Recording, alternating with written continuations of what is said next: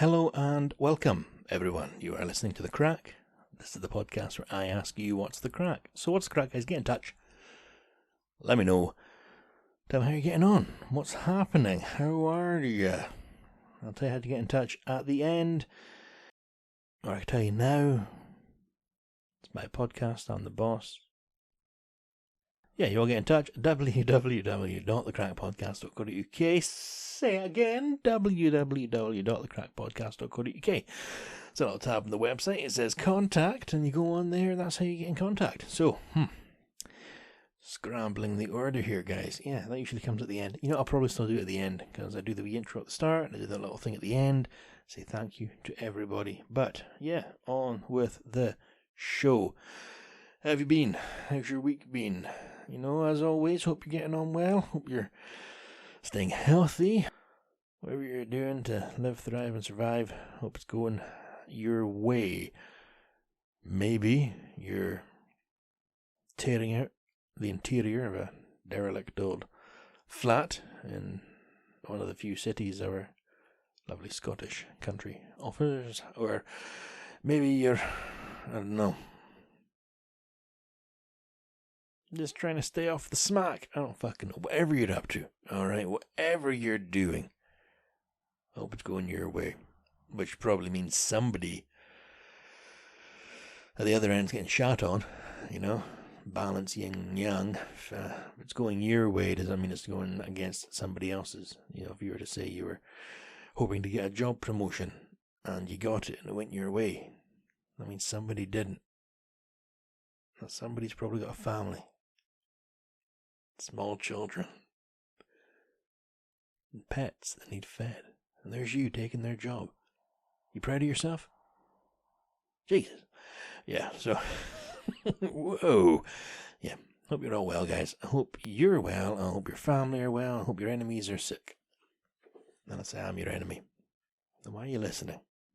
Thanks for the listen. Every little helps.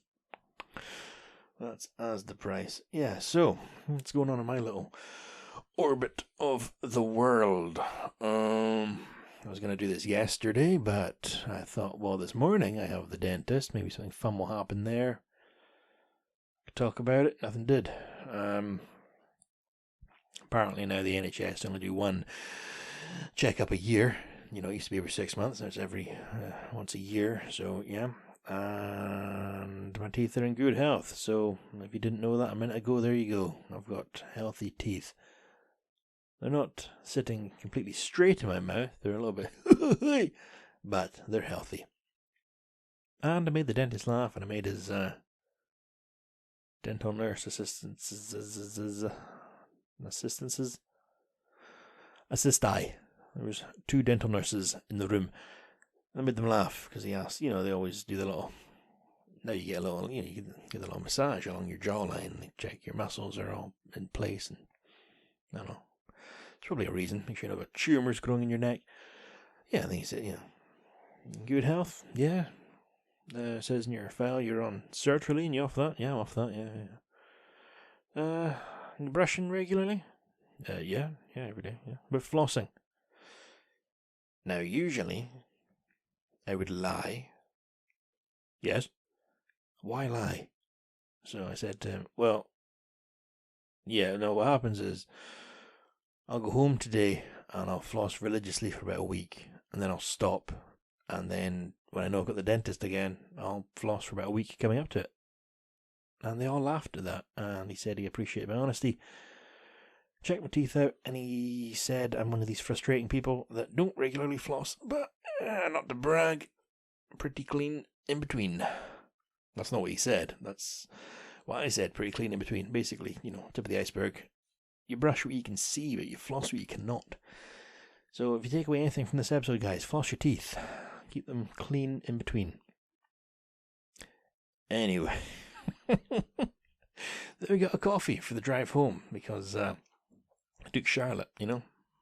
Don't say I don't treat my woman good. And I took her to sit outside the dentist in my car this morning. Now we were going to go for a walk in an old spot where I used to go and get high as fuck. But now I'm that little bit older.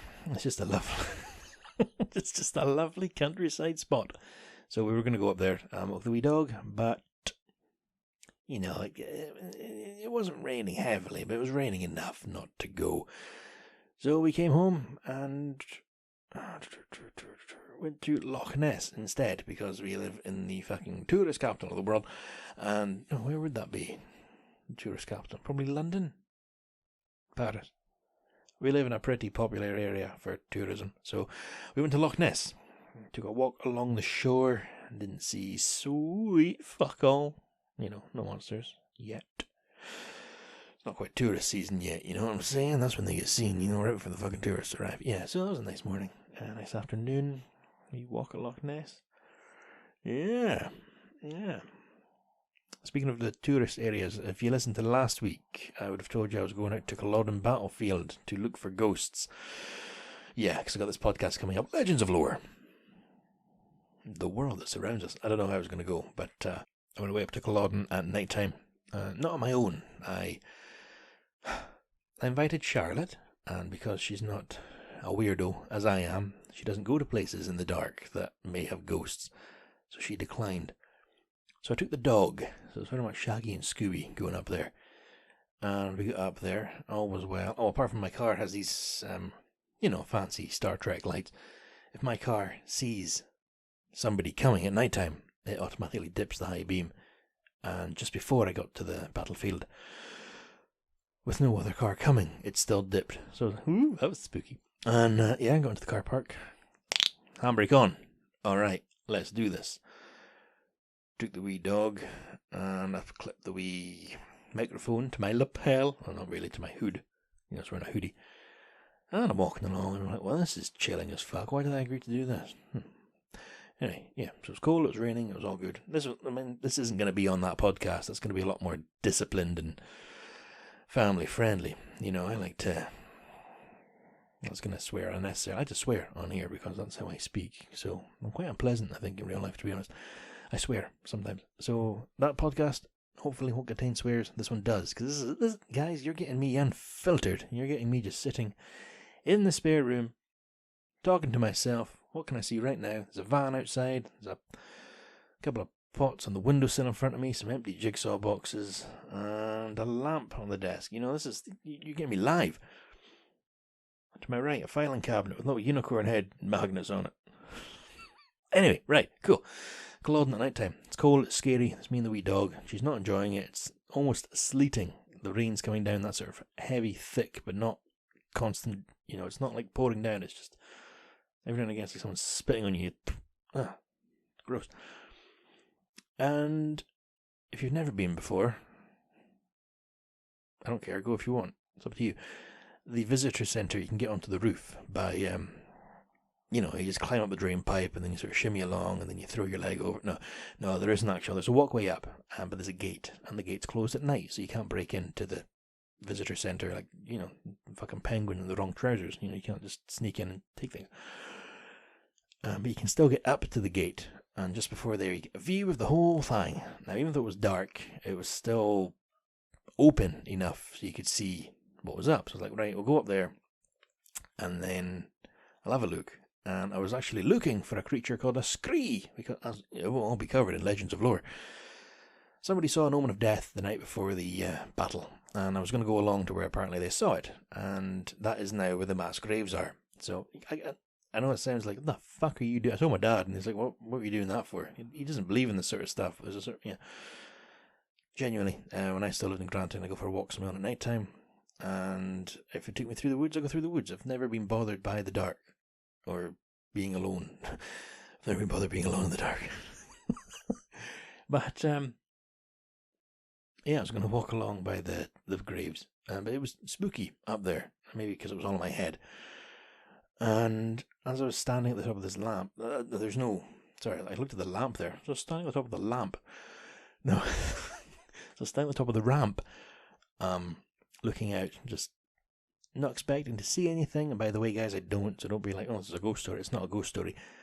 I'm looking over the battlefield, and something to my left, probably a vent on the roof. But it sort of went like a, I can't do the noise properly. almost like a horse neighing, neigh, but like when they do the air, just, or a flag blowing in the wind. And my reaction was, holy shit, that was fucking scary, but keep your composure, Lewis, alright? This is, don't freak out. So I just took a few deep breaths and went, okay, rational explanation, it's just a noise. Noise has probably happened 100 times I've been here. I'm just focusing on it because it's a bit heightened. So I'm keeping my cool, but the wee dog I'm with, she was just, hey, fuck this, man. And she's like pulling away, like, no, we're going home now. So, alright, okay, cool. I'm not going to make her. So she pulls me back down the ramp and she goes straight back to the car. And I didn't argue. Yeah, I was not feeling it. Back to the car, unplugged all my microphones and things, and I'm trying to make it play just to make sure it actually did record. Because I did like a running commentary as I was going along. Cause I thought I saw something on the battlefield, but in all likelihood, it's probably one of those dog shite bins that stands out there.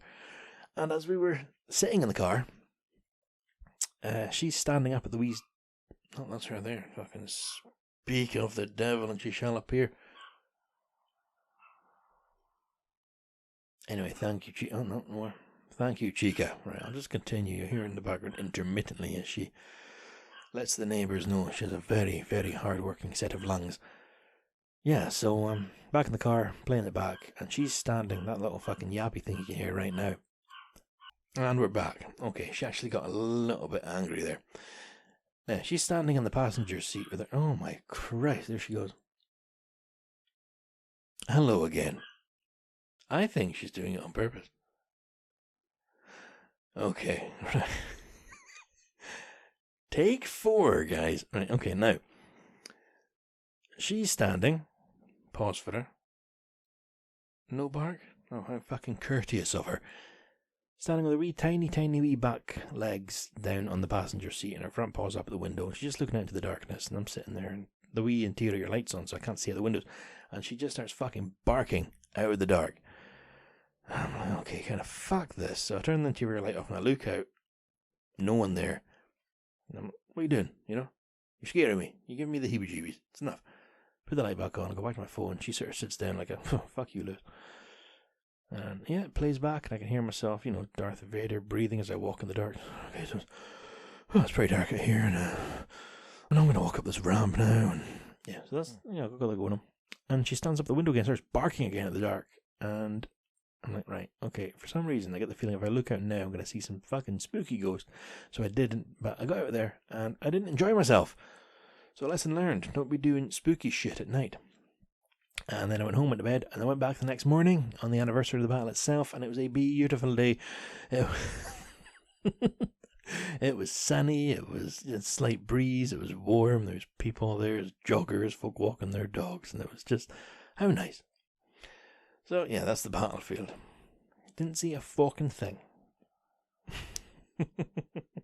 Speaking of the wee dog, the other night we were sitting watching TV, and the wee dog's on the couch, and she jumps up suddenly, runs to the door, to the living room, door's closed, panic. She's walking around, and we can just tell by the way she's moving that, this dog's about to be sick. She wasn't, but she was moving as if she was going to be. So she went over to the only thing on the floor that could possibly be stained, and it's this sort of like rug thing we keep a box on. The floors in our living room, they're all, I don't know what you call them, panels, like they're smooth, they can be mopped, they can be brushed, no bother. So if something did spew on them, it could be wiped up quite simply, it'd be absorbed and mopped up. But no, she went looking for the only thing that would have been like right, well, this is going to be an endeavour to clean.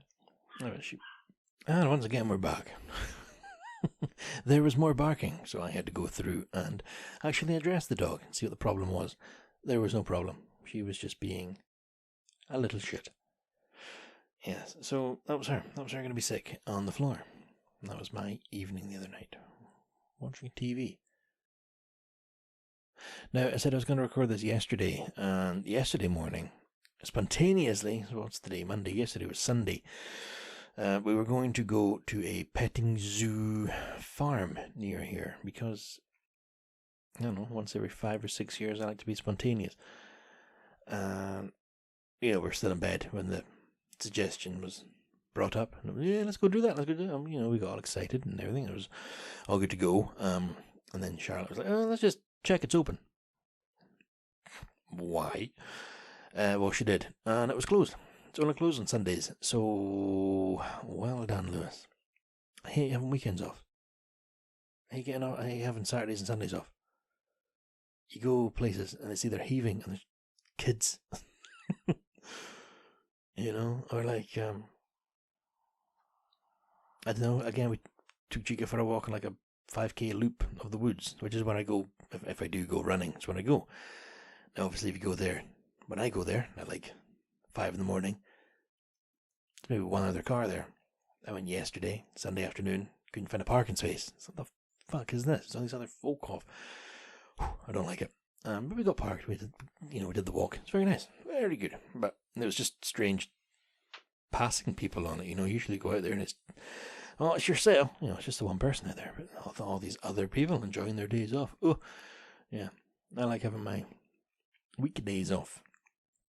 But the reason I was off yesterday, or the reason I was up in the morning, because I should have ended night shift that morning, but I didn't because I got the night. Fucking hell, what am I trying to say? I got Saturday night off. So I was night shift the Friday to the Saturday, and then I didn't go back in on the Saturday night because, being posh, I went to the theatre and I saw a show called Houdini's Last Escape, which is like a comedy sort of farce. Maybe it's not a farce. The hell's a farce? No, it was a very, very good show. You might have heard me talk with the theatre folk before. They're called New Old Friends, and they tour the country. Sadly, they don't get put into the big. If you're familiar with Eden Court, there's the big theatre. There's like the main one where they put the pantomime on. I think it's called like the Empire. I'm sure it's called the Empire. That's the big one. That's like the big. I'm trying to think of anything of example. Like, say Mamma Mia came from London and it came up here. It'd be in that one. These guys don't get put in that one, which is a shame. But saying that, the theatre we were in on Saturday night, the One Touch, it was full. It was, absolutely full. So maybe one day they'll get bumped up to the bigger theatre. I can't really describe the show. It's great. It was like a comedy crime caper. 4 cast members, but they play all the parts, and there's. It's good, guys. If you look them up, New Old Friends, and if you are somewhere where they're going to be, I would recommend going to see them. When we got into the theatre, I walked in first, and the tickets have the row you're on and the seat. I'm sure you know how tickets work. We gave them to the lady, the one sending the programs, and she goes, "Oh, you're on this one, it's just up there, go along." I'm like, "All right, cool, thank you." So I look up, and there's a row, and there's only 2 other folk on it. So, ideal, cool. So we're going along, 1, 2, 3, 4, 5, 6. Okay, cool. I'm sitting right beside the lady of the only other couple on the row. And she's American. And she sees me sitting down, and she's sort of, not rudely, but she looks me up and down and, "Well, hi there." Oh, good God, she's a chatter. So, she was very nice. I'm just not very good at small talk, but we conversed for the whole sort of 20 minutes, 25 minutes before the show started. My dad didn't say a thing. I think he was quite happy for me to take the brunt of the American lady's conversation. Nor did her husband say much. He was Scottish. I think also he seemed quite happy to have someone else talking to her. But she certainly knew her stuff about theatre. They just randomly saw a show was on and went along. I've never done that. I've never been that. I wasn't joking. That petting zoo suggestion, that's me being spontaneous. I would never just go to the theatre. Yeah. I mean, even the cinema, I used to, actually, on like a day off. I'd go in the afternoon, but I'm getting old. Cinemas are busy and folk are on their phones and it pisses me off. Yes, excellent show. So if you're anywhere where New Old Friends are performing, highly recommend, if you're able, to go and see them. This would have been good to say before they visited the area where I live, where most of my regular listeners listen. So I am sorry about that. And then what happened was afterwards, my dad drove me home. Charlotte was still at work, so my dad said he's going to get a Chinese to have when he gets home. Would I like one? I'm like, would I like a Chinese, Dad? Yeah. So we went to the nearest one, went in, ordered the food, and the girl takes the order, and I think she took the money. No, No, she hadn't taken the money by this point. She took the order and was like, okay, that'd be great. And, thank you. And then she says, kitchen staff are just taking their dinner break. It'll be about 20 minutes. So we're, huh? Yeah, it'll just be about 20 minutes. So my dad's, well, no, we'll go somewhere else. What? 1 minute. So she goes through and we hear them sort of talking in Chinese. And she goes, they'll cook it now. Okay then. They paid, but probably spat on our food. I've never heard of a kitchen letting all the staff at once take their break at the same time. I've worked in a kitchen. I've worked in hospitality. I've worked in tourism. I've worked in many jobs, and I've never worked anywhere where all the staff at the same time just stop mid-service. Maybe that's the thing. Maybe that's how it's done. I don't know. Where Charlotte works, that's not how they do things. You don't just down tools and eat dinner. Like I said, probably spat in the dinner, but no, it's good. It was good.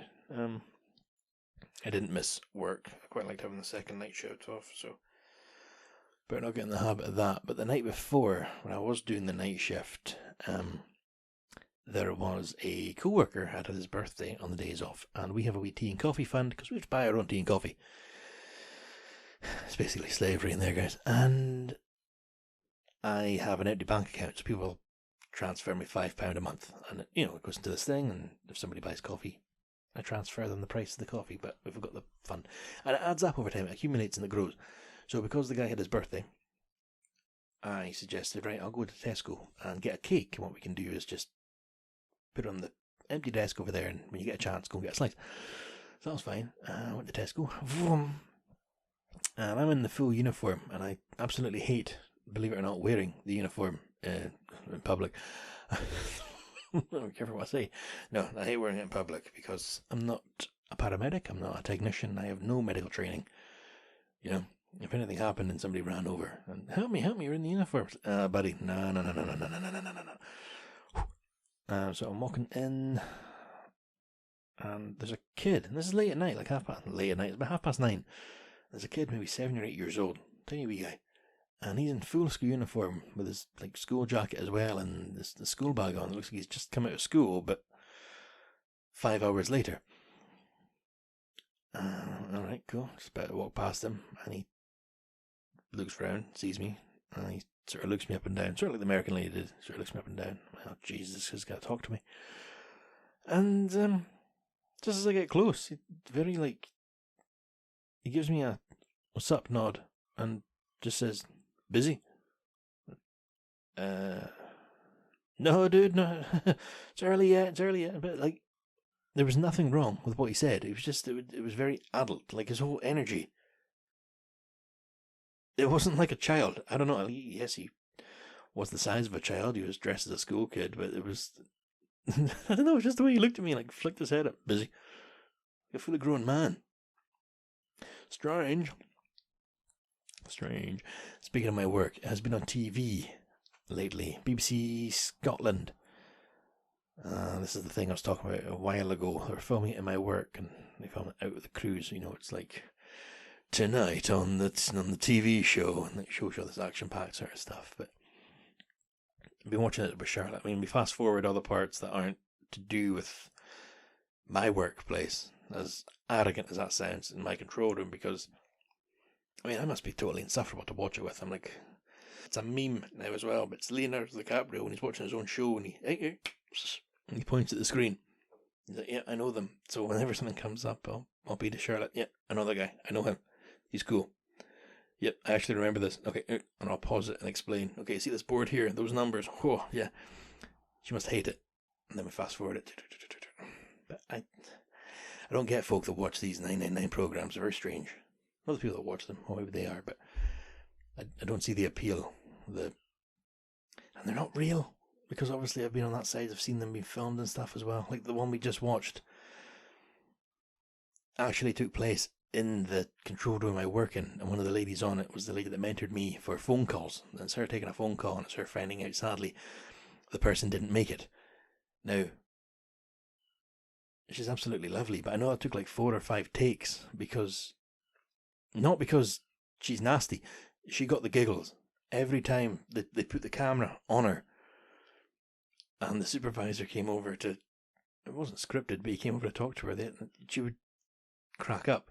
She couldn't help it. She wasn't laughing at the outcome. She was just laughing at the nervousness and the shyness.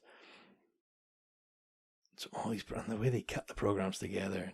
Oh, yeah, that annoys me. But I've been watching some good stuff lately, actually. Other than the paramedic stuff. Fallout. Saw that on Amazon. If you get a chance to watch that, it's was it made especially for me? It's a post-apocalyptic western. But when the war happened, it was the sort of 50s or 60s in America, so it's got the mid-century modern aesthetic. It's fantastic. I didn't play all the games. I only played New Vegas. I used to play that at Christmas, so I associate that with Christmas. Very strange, because it's all set in the desert in Nevada or Vegas. But yeah, Fallout. I would recommend it. I think there's 8 episodes. Maybe about an hour each. So, you're talking like a full shift at work worth of watching. No, but I mean, I really enjoyed it. I think it's going to be a second season. No spoiler, but everything spins off and it leads up to where it may continue. I watched something else. 4 episodes of a show called Sugar. That's on Apple TV. That's got Colin Farrell in it. He plays a private detective in LA, modern day noir. So right up my street. I'm loving it. But it cuts in clips of classic noir films as well. I don't know, it's just really enjoying it. Really digging it. And then because I was watching that, I got into a noir sort of thing. So I watched the film Marlowe with Liam Neeson, which is based on the books by Raymond Chandler. But when I googled it, it's actually based on one of the books written after his death by another author. Not a great film. Wouldn't recommend Marlowe. Very long. But if you get a chance to watch a film, this is an old one. I think it's from the 30s or the 40s. No, in fact, it must be the 40s. It's after the war. It's called, was it? Not A Lonely Place to Die. Oh, what the hell's it called? I've got the book in here. Hang on. In a Lonely Place. All right, the book's by Dorothy Hughes, but the film's called In a Lonely Place, and it's got Humphrey Bogart in it, and it is a genuine, you get neo-noir, noir made after the era. This is noir made from the era by, probably a cinematographer who had to leave Germany during the war. So he's got that expressionism, that darkness. That was a lovely film. That was a great film. I really enjoy these fucking moody, ambient, dark films. I think that's why Batman Returns is my favourite of all the Batmans, because that's very German expressionism, sort of noir, dark. So, right, TV-wise, if I can advise it, Fallout's worth watching, Sugar's worth watching, the film Marlowe was not. In a Lonely Place, absolutely. What else have I watched? I watched Ghostbusters 2 this morning, I watched Ghostbusters 1 last night. They're on iPlayer. If you want BBC iPlayer, you got the Ghostbusters.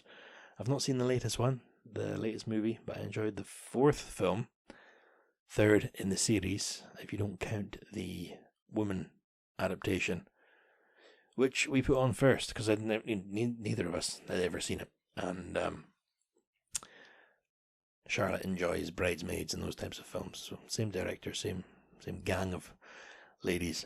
She put it on, and she enjoyed the start, but then once they started getting their weird sort of improvised banter, the film sort of lost steam, so we turned it off. But right, I'm going to bring that to a close there, guys. I'm seeing we're just over half an hour, and I have to edit out a few bits of the dog barking, so I should bring it down to around 30 minutes. I did get some listener mail. Both replies. The first one was Cora replying. I don't know if you remember. Cora wrote in explaining that when they were a kid, they played by the railway tracks and put pennies on the tracks to see if they get smooshed. So I asked on the podcast, did you? Did they actually flatten them? And Cora replies, also we did flatten many pennies via trains. I don't have them anymore though. Also, one time we were down at the tracks and someone in the house opposite saw us and started shouting and waving us away. Also, no, I never watched Stand By Me. Well, as a concerned citizen looking out for your well-being, Cora. No, Stand By Me, it's about a 12-year-old boy who gets killed by a train. And then 4 boys go to look for his body. But what they find is the end of their childhood and the beginning of their adolescence. And the dead body. Good film. And then the other message I got, well, it says in the name field here, Bobby Big Dick. However, Ewan, you've also supplied your email address. So it's from Ewan, saying, thanks for the shout out, Lewis. Sorry I didn't make the battlefield with you. I invited my friends if anyone wants to join me early in the morning. And I'm looking forward to hearing the Legends of Lore podcast. Keep it up. Also, growing up, do you remember our sledging hill on the golf course with a 6-foot ditch at the bottom? We would hurtle towards at around 30 miles per hour. Haha, typical old days. Oh, they'll be fine, just stop before the ditch. Thank you for writing back, Ewan. Yes, absolutely remember that. I remember Gavin getting fucking nailed by it. When it snowed in Grantown, well, I tell you, it fucking snowed 10 months out of 12 of the year in Grantown. No, when it did properly snow, we'd go sledging on the golf course, and one of the fairways led into a stream, which, foolishly, we would, it was a good hill. We'd use that to sledge down. And one year, something like a giant inflatable and like a pool toy, but it was like a big donut ring type thing. And Gavin went down, there was no stopping him. Usually you would stop before the, trench. It was full of water. But not when you're on the inflatable ring. You're flying straight into it. Yeah. Memories. But right, I'll call it there, guys. Thank you very much for listening. And as always, thank you, Cora, for writing in. But thank you for your artwork and donating your time with your talents for the logo. Much appreciated. Thank you, Blackmill, for the theme tune. And thank you, listener, for listening. If you want to get in touch, like I said at the start, if you want to get in touch, it's www.thecrackpodcast.co.uk, www.thecrackpodcast.co.uk. Click on the wee contact tab, fill out what you want. You want to put in your name saying Bobby Big Dick, you go right ahead. You want to put in a fake email, go right ahead. Let me know how you're getting on. Let me know what's going on. That'd be cool. So until next time, guys, as always, look after yourself. You be good, stay healthy, stay out of trouble, be good to each other. Don't take any shit. Alright, I'll speak to you next time. Bye for now.